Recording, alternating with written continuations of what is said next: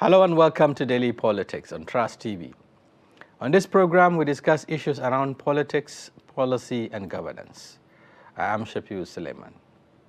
The Independent National Electoral Commission, INEC, announced that the continuous voter registration exercise for eligible Nigerians of voting age will end on the 31st of July 2022. Recall that the closing date was shifted severally to allow more Nigerians to register to get their PVCs. However, calls about the low turnout of eligible voters in the north is becoming an issue of concern for stakeholders who have called on northern youths to register for their PVCs to prevent manipulation and sabotage of the election process in 2023.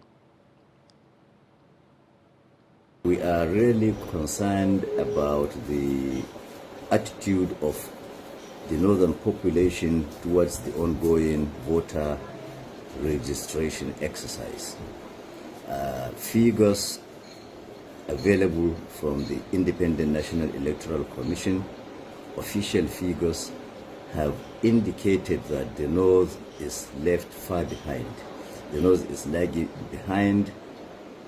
It's behind other components of Nigeria in terms of registration. This is despite the several extensions of time by INEC for people to meet up. We want to use this opportunity to call on the northern population to endure, persevere, to acquire the permanent voter cards. That has been said severally, that your card, your voter's card, is your right. That is the only weapon you have to effect a meaningful change in society. Now joining us for the discussion, we have in the studio the spokesperson of the Coalition of Northern Groups, CNG, Abdulaziz Suleiman. Thank you for joining us. Also joining us for the discussion is Idris Kalgo, a political commentator. Thank you for joining us. You're welcome. Thank you. All right, together we'll be looking at this mobilization of the electorates ahead of 2023 elections, with particular reference to the outcome of the continuous voter registration exercise in Nigeria. We'll take a short break. When we return, the discussion continues.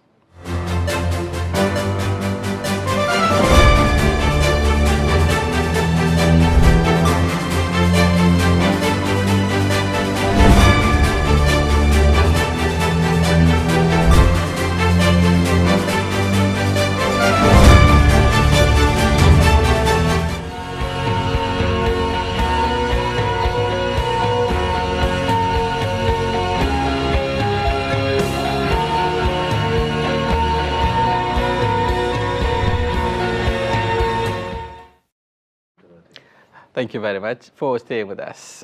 Still Daily Politics, and we're about to commence the discussions. The talking point today is the low low registration turnout, especially the voter turnout in northern Nigeria with regards to the continuous voter registration exercise, which is currently ongoing.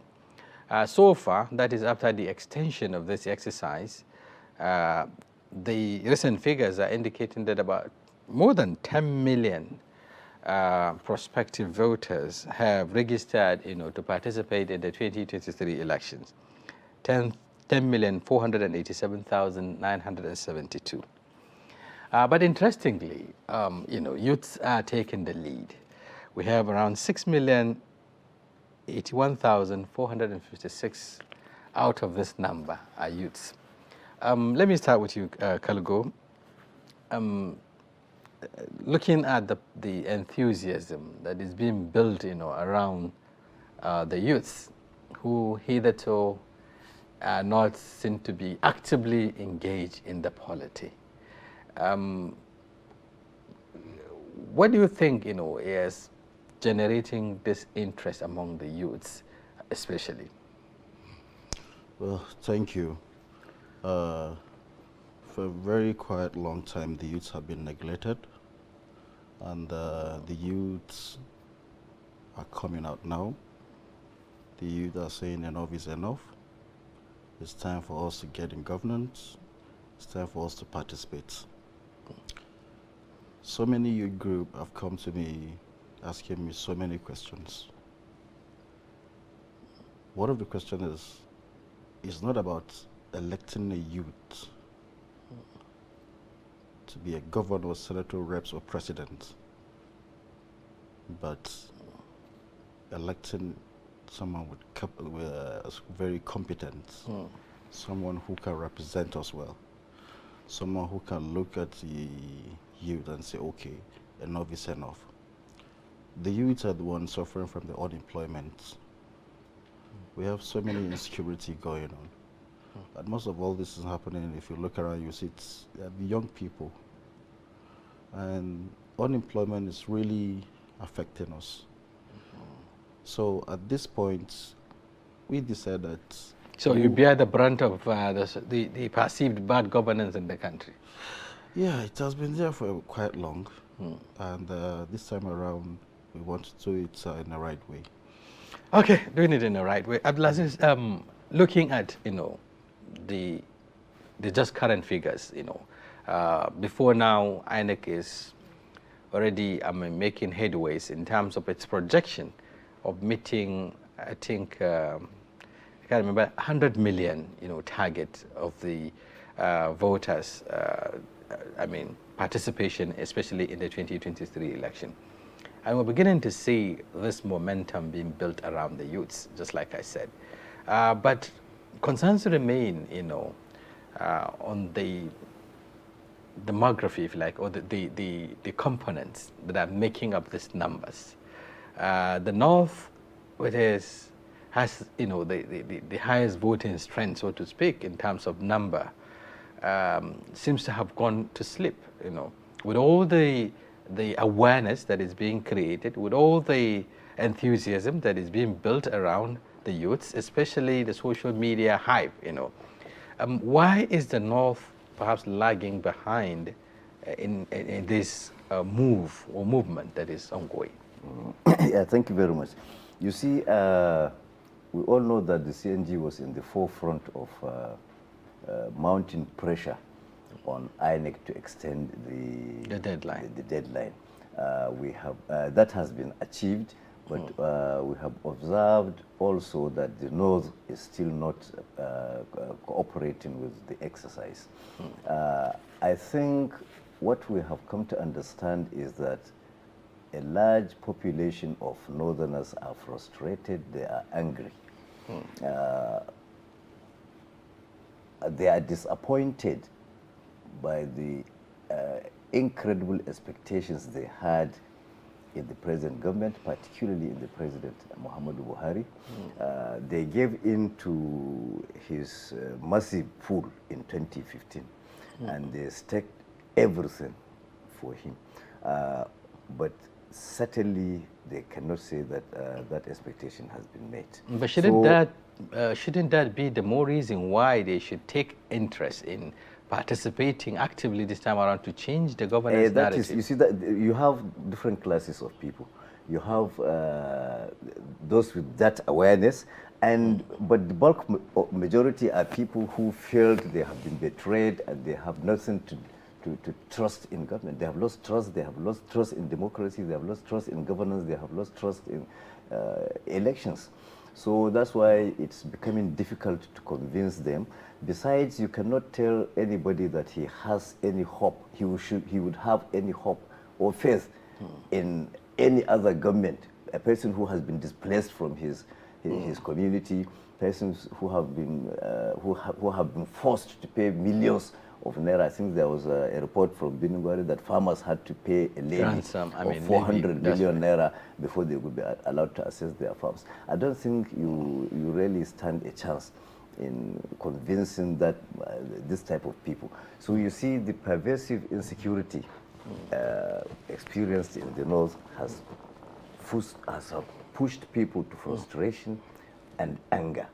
That's why we are being tactful about urging them to participate in the registration exercise. Well, but then, looking at the challenge, yes, it's a fundamental challenge that perhaps need special strategy, to engage. But other youths across, the Niger, for instance, are beginning to take up this challenge of mass mobilization, especially in the social media. They are also beginning to pick interest in the process because of the level of transformation they are also seeing. A number of youths today, the conversation around is that, yes, the votes will count. So if the vote will count, we want to participate. He talked about the apathy before because of the disenchantment with the electoral process. Why is it different in this part of the country? Well, in other aspects, if you look at it properly, we need a lot of awareness, and we the politicians and most of the elites, we also need to go down deep to the grassroots, enlighten the people, especially the youths, to understand this is what is happening. And the youth in that angle, as my brother said, so many have lost interest actually. You know, we have the largest number of youths in the country. If you look at it properly, the Northwest produce more than 50% of Nigerian votes. And that's why we have highest number of the youths. So in that angle, and we have massive number of unemployed youths. And in that angle, and most of them are well educated. And unfortunately, in that zone, we are not too good in kind of handworks, like jobs, like skills, entrepreneurship. Yeah, most of about 70 to 80% of our youths depend on government job. So in that point, if you look at it properly, we have to go back, enlighten the youths properly, use many media forms, and in the other angle, if you may look at it, in that angle that you are talking about, they have a very good presence of government, unlike the other sides. That's the Northwest side I'm talking about. So it's really affecting presence in terms of governance, good governance. Okay. So most of the votes, we have this belief that even if you vote, it won't count.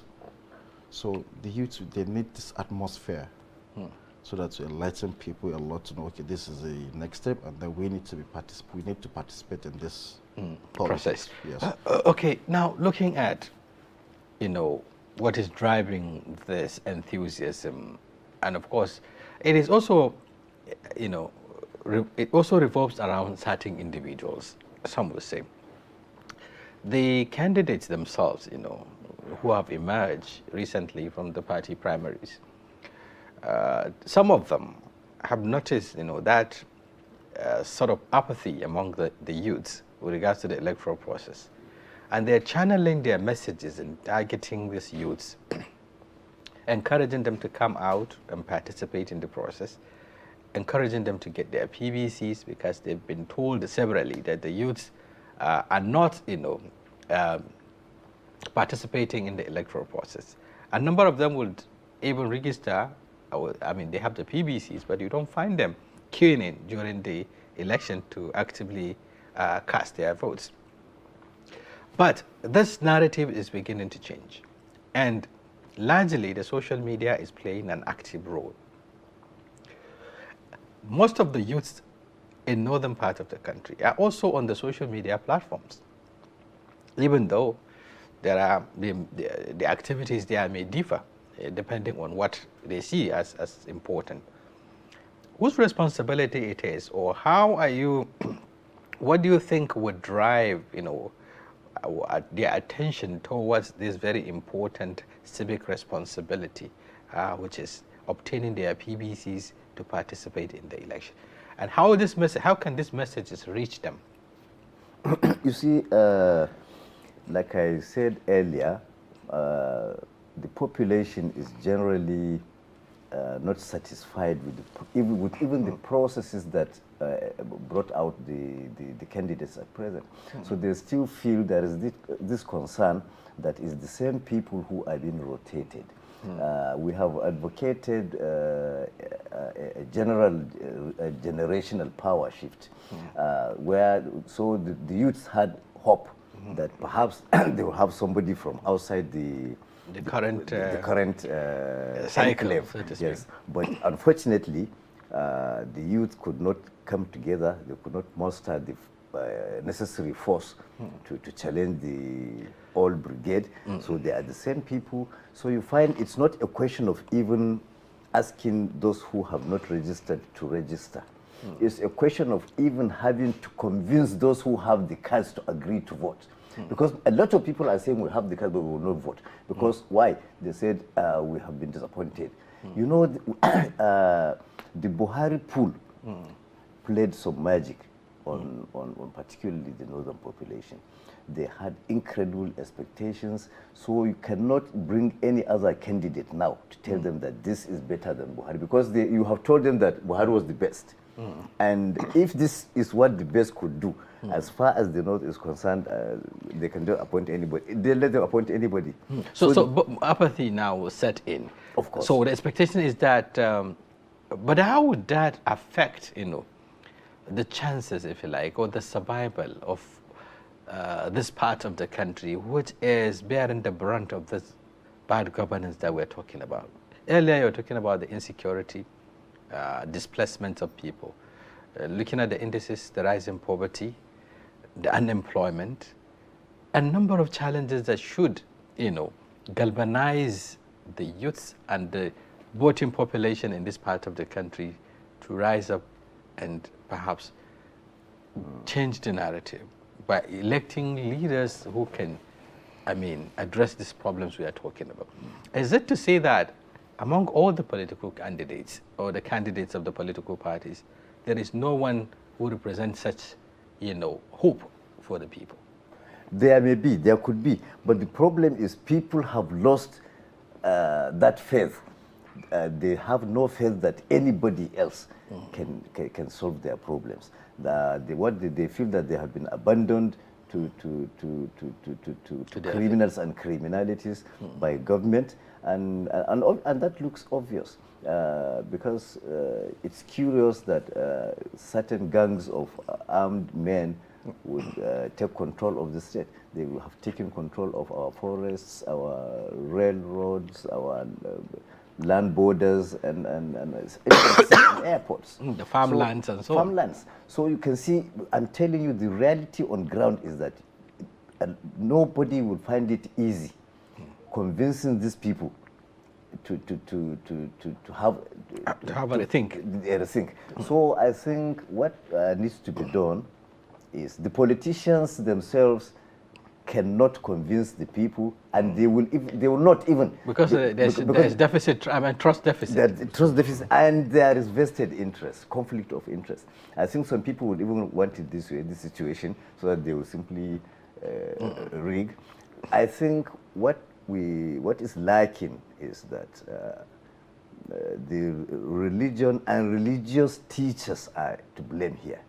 They mobilized people in 2015, but they are not doing the same now. Don't even mobilize for a candidate. Mobilize for registration. Tell people. Which is a civic responsibility. Civic responsibility, but they are quite. I think they are also. Are they also losing hope in the process? No, it's not. I think it's they are being caught up by what do you call this nemesis? Yeah, they participated. They were partisan in 2015, outright partisan. They got caught up in a situation where they ought to have spoken differently. They refused. Now it's payback time. You can't go to the people now and contradict yourself. Kalgo, looking at the role that can be played by these critical actors talking about the religious institutions, we're seeing something different coming from the other side of the divide. For instance, there are religious institutions who take this issue of permanent voters card registration very seriously. There are people who are even denying their members going into religious places of worship simply because they don't have the PBC. We're beginning to see all sorts of strategies being deployed to encourage the people to go out and get their PBCs. Some have even got to the extent of denying, their workforce or their staff, salaries until they present their PBCs. Recently, I was talking about a lecturer somewhere in one of the universities who made it a point of duty that his students, his continuous assessment for that particular academic season, is the PBC. So you don't need to do any other thing, just present your PBC and you get the CA. All of these are strategies, to encourage the voting population to come out and get this PBC. What stops, we have a number of civil society organizations, religious bodies, the traditional institutions. What are they doing? Well, the first time I saw that video, someone denied access to religion places, I was so impressed. And I really like this style. That's what each and every religion, all our scholars should have been doing earlier. Without the PVC, it's like you're nothing. And you can't complain for any bad governance because you have to participate. Vote for the right candidate first. So how can you even vote for this candidate? You have to have a PVC first. So our scholars need to understand that this is also like a religion, because we are to vote for somebody who is going to rule us for 4 years. And you know what that 4 years is it that they are not conversant with that fact? Because Abdulaziz did mention how they, engage in the process, without any recourse to any concern about being partisan or so. They were actively engaged in the electoral process before 2015 and what have you. Yeah, it's true. Most of them are just like they are in a position whereby some of them they can't even talk, which is true, because they have said lots of things in 2015, and it turned out to be something different now. But is it wrong to advocate for something and then if something is not going right to also come out and say XYZ, certain things need to be corrected, one is not doing what he should do and this is what he should be doing. Is it wrong to do that? It's not wrong, but many people have lost interest in them. There's no interest because for you, because many things have been happening and nobody's talking. And then for you to come back now and say, okay, you want to talk, and then ask people to go and get their PVC. It's a matter of trust. It's true, INEC alone cannot do it. Even the Islamic scholars. This is where even the traditional rulers have to come in. Unfortunately, some of them have been neglected. If you look at it properly, all the politicians, the big men, the member house of reps, senators, governors, they are all busy lying in Abuja. So they have left these traditional rulers with the masses. And the masses have reached a position whereby the mass, it's like a cycle. You give and I will give. And we're in an era whereby that people only believe if you have something to offer for me. Traditional rulers don't have that power anymore. Are they lacking this power? Because we are still seeing the impact of their, their responsibilities of their leadership position in the society, especially in the northern part of the country. We've seen a lot of improvement or a lot of impact with regard to certain campaigns. When the traditional institutions get involved in this campaign against polio, for instance, it was successful. It was successful, so to speak, because they were seen to be actively involved. They moved sometimes even house to house to mobilize people to come out and give their children and all of that. So why is it different this time around? Polio is a disease that affects you directly. Likewise, the bad governance as well. But polio is a disease that gets you immediately and you know the consequences. So people are even doing that for their own good. The PVC issue is correct and is good, and it's also something that will get to you in a bad way or good if you do it the right way. But in these aspects, what have the politicians done for these people? and what have the... But they have a responsibility. Must it be that until something is being given or done to them for them to mobilize? They are seen to be custodians of the people, and they, command a lot of respect, Abdulaziz. Why are they, you see, shying away from this responsibility? It's not they are forced to by circumstances. They have lost the credibility to speak to the people now. They have had the chance, the opportunity to speak when things were getting worse. They could have aligned with the people and spoken out. But some of them did, to be fair to them. A number of them. Those who did can now talk to their people. Do you understand? Those who did can now talk to their people. But a lot of them kept quiet, even tried to change the narrative shamelessly. And now you want to talk to these people again. You have spoken to them, they agreed, they did what you wanted them to do. When they were in trouble, you refused to talk, and now you want to talk to them again. So you lack that integrity, they lack that moral ground to speak. That's the problem. I'm quite, it's not that because must the people be talked to even in the first place for them to realize that there is need for them to get engaged with this, to get involved in this process. They are the ones who know where the shoe pinches. For instance, they wear the shoe and they know where it pinches. You see, they are currently underage, either the youths, the rural communities, that have been displaced, those that have been denying their farmlands, their local economy is in shambles. And the only thing they have, perhaps, is to engage in the process and see what they can get, do ahead of 2023, or what they can do to, bring someone or some kind of hope, to some, kind of change the narrative that we're talking about. So, you see, the problem here is, like I told you, there are class discrepancies. You and I may understand this, but the ordinary man would, let me give you an example. I went to Zaria.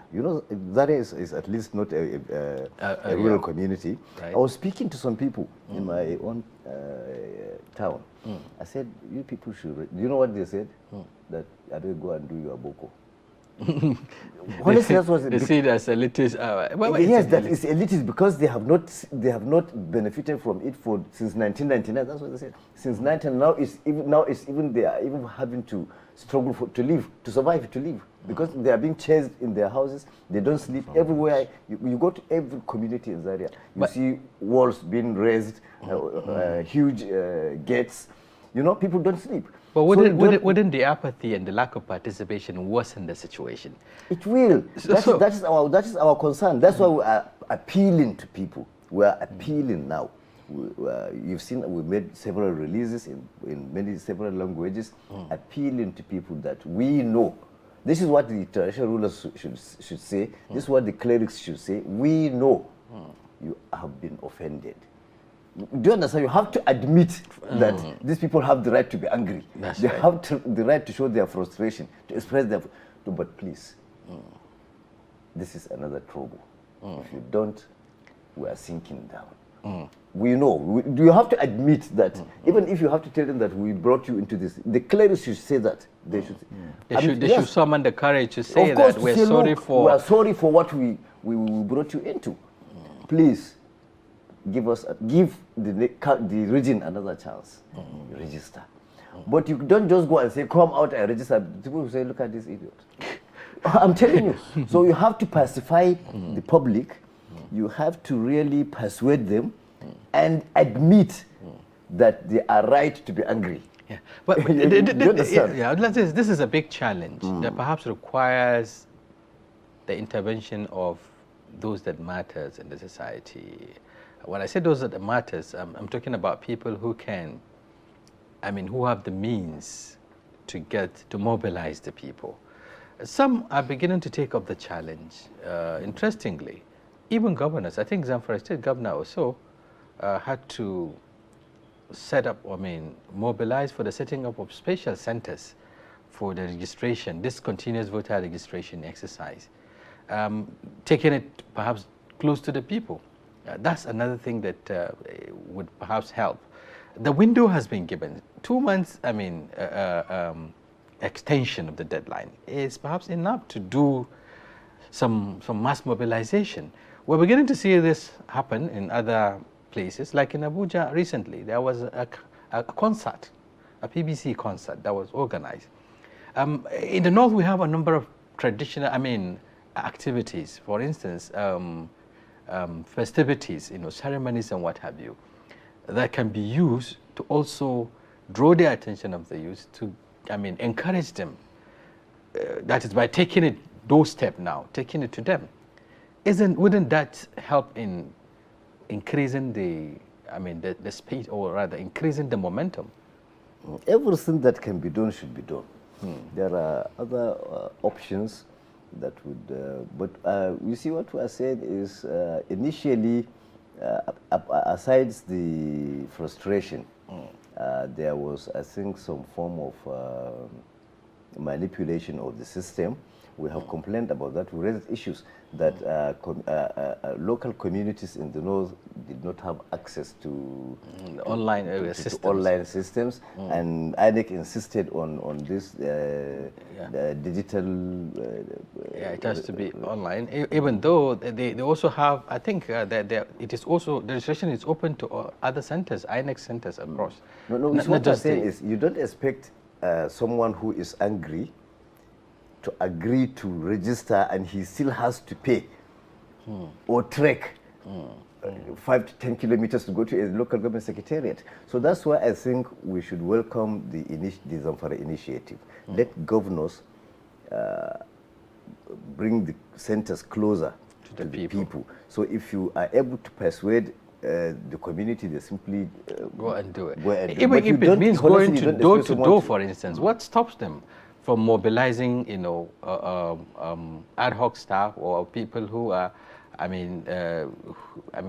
who would help, in getting closer, even door to door kind of campaign for the people to get, registered?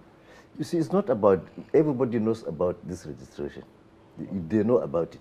But we're talking about reducing the liability or the trouble that they have to go through. So for someone to trek, kilometers, or to, or for someone to use his data and what have you to get registered, people begin to think that I have to do something to get this, even though it is also important. It is not just about, it's not a waste, so to speak. Whatever I do, it is also in a way to help your situation. But then making it easier and then making it more accessible would do some. You see, what I think you are mixing the issues here. Right. What we have observed is that there are people who even have their PVCs. You talk to them, they will say they wasted their time in all these years, so they are not going to vote. So it's not a question of even obtaining the card. But how are they different with their colleagues elsewhere? Take, for instance, look at the statistics. Lagos, we're talking about 640,560 new registrations. That is in the last couple of weeks or so. And then take, for instance, Kano, which constitutes the largest voting population in Nigeria. If we're talking about, population, the numbers in terms of figures, Lagos, Kano, are the states that presented the numbers. But look at Kano, 369,587. Almost less than half of what was obtainable in Lagos. How different are the youths are the voting population in Lagos with the ones in Kano? Yeah, are they not facing similar challenges? If you're talking about not really. The people in the south are not really as estranged as the people in the north are. You see, there are several aspects of frustration in the north. Essentially, the issue of insecurity and the issue of poverty. The business environment differ between the south and the north.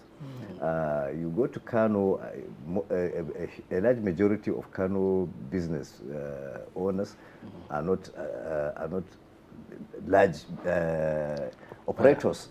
So you need to bring down whatever policy you have so that to carry them along. They are not carried along. So if you go to Kano now and ask the people around, they will tell you that they have been run out of their businesses by government policies. So you can see that the South is really a little bit more comfortable or sustainable? Comfortable. Now, if you look at, I mean, in the north, The economic viability is in terms of survival of businesses and the operations of the industries, and the even level of the industrialization. capacity of the people to perceive. Do you understand? So the economy, you're talking about the disparity or discrepancy in terms of economic activities and how it affects the people. Yes, because if you come, you see, you need to talk to the local communities in order to understand what's going on. People will tell you that they will even start recounting how much they bought bags of rice in 2015. So why should they now waste their time if they will vote? They will stake their necks, stake their lives to bring in a government that will increase something 90%. Yeah, even though the increase has to do with inflation and perhaps it's a global trend, not just limited to Nigeria. That is you. But we also owe a responsibility. We also owe a responsibility to begin to enlighten the people. Kalgo, you happen to come from the northwest, Kebbi State, for instance. Is one of the states bearing the brunt of this current insecurity. Even though not as it is with Katsina, for instance, or Zamfara. But substantial number of people have been displaced in those areas. What stops people like you, youth, to also take up the challenge and say, well, we have to take this trouble, to go to the nooks and crannies and then enlighten the people, to let them know the importance of this franchise or the voting right, and then also begin to engage those in governance, like the state governments and what have you. Sometimes we don't come up with initiatives. You can engage the state government, for instance, or the local government chairman, like this is what we need to do. We have understand that there is decrease in the number of people who are registering for their PBCs, and that we think we can do XYZ to improve the number. Why are people, youths like us in the north, not taking up this challenge? We try our best, and something that many people were not aware of. One person cannot do it alone. You call individuals and ask somebody, okay, I want you to go to some place and do something for me. The next thing, how much are you going to pay me? There's no way I can get there in security. Oh, I'm afraid the state government will climb on me. But we're talking about synergy here. We're talking about engaging the people in governance. Sometimes, because of the overwhelming nature of their responsibilities, they don't think out of the box or think, strategies. But if someone comes with a quite, very comprehensive strategy as to how to increase the numbers in terms of registration, I don't think such governors or those in the position of power will decline such. It's happening because for you to start making any inquiry, because it's something that you have to put people together. First of all, you need to inform the security team that you're going to also place, and that is what you're going to do. And I don't believe I don't put it on the state governors to do. I think this is a responsibility for the INEC. They have INEC budget has for its this. own role. Yeah, they have budget of for mobilization. But then INEC, I think, has a limited responsibility when it comes to, they have a responsibility to mobilize, but political parties, the people in authority, those in government, they control the resources. So what are they doing with these resources if they cannot mobilize people to do the right thing at the right time, especially something very, very key to a democratic process, that is election, and getting people to have their voting right so that they are not excluded in the process. For example, now, there's what we call the Atiku Youth Wing currently now going on, and it's in each and every state in the whole country, and in each and every polling unit We have 10 Are you members. mobilizing for PVCs? Of course, that's where I'm coming from. We have 10 members from each and every polling unit. You cannot be a member of that youth wing until you have a PVC and bring nothing less than 3 persons with PVC before you join the group. This is one part that we are playing on the our strategy, side. but is it enough? We're talking about, significant number of people who have lost hope, just like Abdulaziz has said, and then you need to reach out to them. And some of them even displaced. The You have to go to insecurity is really, really affected. It's not easy to go around because the majority of the voters are from the rural area. It's difficult to get there. It's really, really difficult. That's why you get all this higher number from the other side. You know, it's not. To get there is a problem. You need to think about how the security structure is on that other angle for you to get there. So it's really affecting people, for people like me to go deep down. Okay. Yes. Okay, Abdulaziz, looking at the situation, and the consequences it will certainly come with. We're talking about a region, that is seen to be, it is still, despite all these challenges we are talking about, constitutes the majority of the voting population. Now, the two major political parties clearly understand this, and we can see how the dynamics played out. For the PDP, they had to jettison even their zoning arrangement to make sure that their candidate emerged from the north. For the APC, even though the candidate emerged from the south, they've also realized the voting strength of the north, and they want to carry the region along. They defy all the criticism and what have you to go with a Muslim ticket.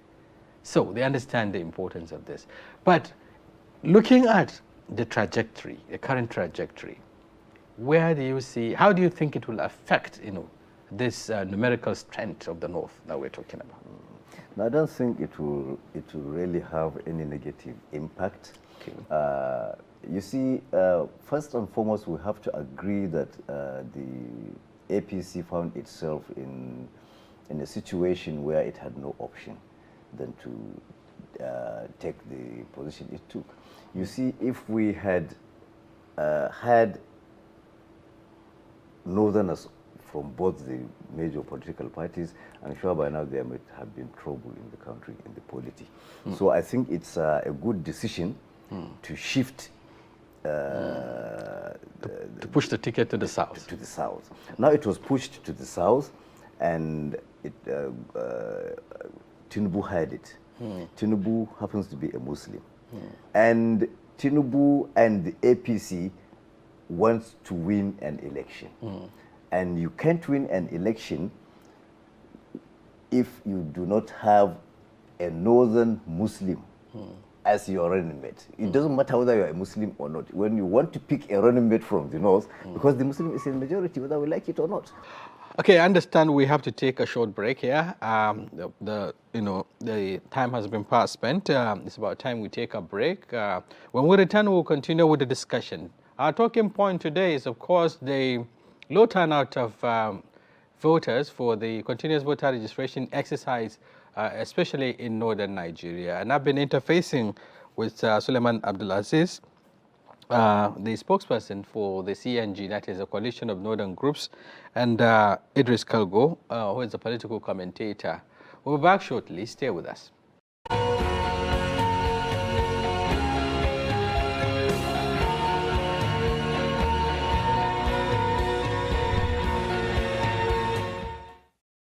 Thank you very much for staying with us on Daily Politics. And today we're looking at the low voter turnout, or the low registration record, of voters, prospective voters ahead of 2023 elections with regards to the INEC continuous voter registration exercise across the country. Remember, there was an extension by 2 months of this exercise, and the numbers are growing. We're talking about over 10 million people have so far registered to participate in the 2023 elections. We're looking at the numbers, what constitute, what for, especially with regards to the various components of the country.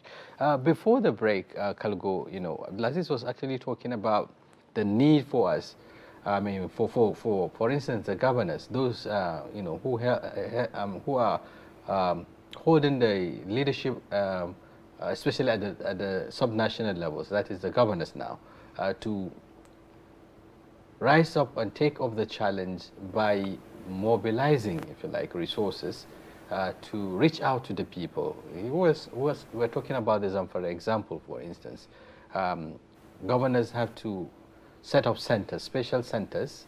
Earlier on, I was talking about also the need to take advantage of certain festivities, just like we see with the PBC concert in Abuja, to attract the attention, especially of the youth, to participate. How do you think this would help, in adding the numbers or in open the game in terms of the registration of eligible voters down north? Yeah, it's weird a lot because the people, it's about followers. The government are also politicians. They have their own followers, and this is where also politicians from the opposition can also fall in as well. They have their followers, they have new followers. There are many people that turned out to be 18 last year, last 2 years, last 3 years. So they can all take this advantage to gain more followers. And also the religion leaders as well should lecture this in the mosques, churches, anywhere they are. Let them try to mobilize people, let them understand the importance of PVC to get also a new good governance. It's a new, we have gotten ourselves in a position whereby we have been left behind. So these are an opportunity for all of us to come up as one, to call on people to come and get their PVC is very important. It's high time to get a new governance in this country, and the youths try, but they should also try a lot. Let's get involved. Okay, getting involved, but then we talk about the challenges. I'm very, very particular about, the people who are currently displaced, for instance. This is, it's a very serious challenge, looking at the fact that the strength of the voting population largely has to do with the rural communities, the grassroots communities. And these rural communities are those that are currently bearing the brunt of this insecurity. A number of villages, and so on have been displaced. People are no longer even talking about, what they are concerned about is their survival, just like you said earlier. How do you think this demography, this set of people who are also eligible voters, some of them might have even lost their PVCs and it's a matter of renewing it or transferring it and so on and so forth. How do you think they can be reached out in this circumstance? Like I told you, it has to be by way of pacification. And you may not necessarily have to send people in government whom I think the communities will be angry with. I think you have to get people of influence, like I think you mentioned the traditional rulers? no, not the traditional. The civil society groups? Not really. Civil society groups, not elitist. Entertainment industry, I think, can get across to them, identify with their feelings and soften their hearts. But I think if you send a commissioner to one of the committees, they will beat him. I'm telling you, because people are primarily angry with government officials, with governments. So I think they are. If the governors are serious about it, they should devise means of reaching out to the people. But unfortunately, we keep repeating this. The people who pose as our leaders today in the north are people who will not be advised, who will not be criticized. We simply refer to them as a liability. They look at every advice from outside with condescension and levity. So they will not even take the advice seriously. I remember before this thing went out of hand, we proposed a regional security act. They refused to do it. Now look at where it has gotten us to. So if the governors would be advised, I'm sure there are many options that will be suggested to them. Yeah, but talking about other stakeholders, not just people in government, we have, for instance, the National Orientation Agency, whose responsibility it is to mobilize people, especially towards a fundamental issue like democratic participation and so on. This is another set of, this is another set of groups, that can also reach out in terms of mobilization.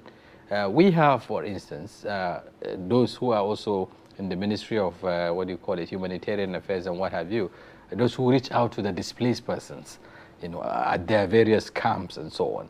There are also non-governmental organizations who are working with, the government in providing succor, to these displaced persons.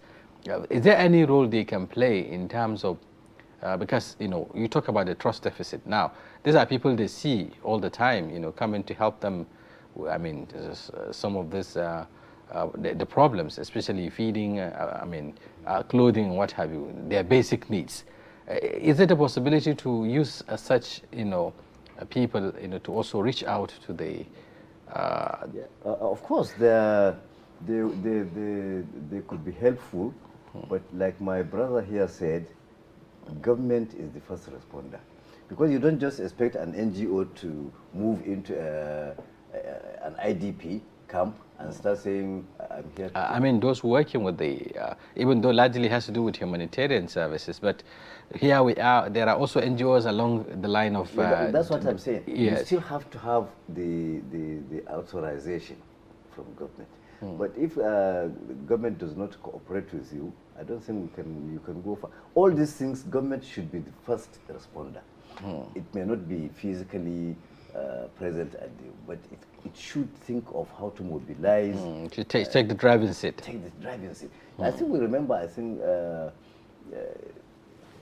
during the previous administrations, I think maybe even before 1999, we remember when they wanted to change the currency. They got people like Shatta to sing Naira Kobo, Naira, when they wanted to shift to, I think, the wheel, driving wheel. They said Naira, clear Tapo. But this time around, they have made everything, they have turned everything elitist. So that they are not talking to the real people. They don't talk to the real people, they only talk to themselves. And it's difficult. Okay, still talking about reaching out. And then one other fundamental issue has to do with, you talked about accessibility to even the systems that can be, because we're talking about online registration here. You require infrastructure, light, that's power. You also require the broadband network, accessibility and so on. And these are key challenges that would have to be, that will come across, in the effort to get people mobilized to vote for. How do you think this can be overcome, especially in our rural communities? It's very difficult, even in the urban communities, where we have deficit in infrastructure, particularly electric energy. So, and even the service providers do fail, even in the federal capital, not to talk of the rural communities. And you would also have dearth of technical manpower, because I don't think anybody would want to risk going to such vulnerable areas. So I think the only thing is to bring this thing close to the people. Like I told you earlier, you don't expect an angry villager to use his money to go to a local government secretariat or to trek. This is a person who would even reject it when you bring it to Turnout. In the normal circumstances. Right. You see, that enthusiasm, that patriotism had been lost. Okay, now we are rounding up. Looking at the situation we find ourselves and the need, to encourage people to come out and participate in this electoral process. What do you think would would help, what can be done very quickly, because we have a very short timeline now. We're talking about 2 months. I think almost a month has gone so far. So we have perhaps a month or so to get to the deadline. Is there a need for an extension, another extension, or can we still make use of what is available in terms of the time frame now to increase, the voting, the registration? Yes, we do. I can say maybe like additional months, and that's where government have to come in. Government have the ability to do whatever it wants at the right time. Government can reach everywhere it wishes in a second or minute if it truly wants to. And but here we're talking about the electoral umpire, which has the responsibility to either extend or not. We've seen how difficult it was to extend it to this time we're talking about. It has to get the intervention of the National Assembly and even a court order restraining INEC from stopping the exercise. So how do you think it is possible? It's possible because with the government, there's a saying that said that after God is government. Government have starts with the responsibility to do that, and just like what Suleiman said, that by getting the actors, the entertainers, actually to sing about it, act about it. By the way, they've been doing this in the build-up to 2015. We've seen the role played by some of these musicians in terms of mobilization. Yes, so I think we can do that, and trust me, in a week or two, you can see massive turnout. Right. Okay.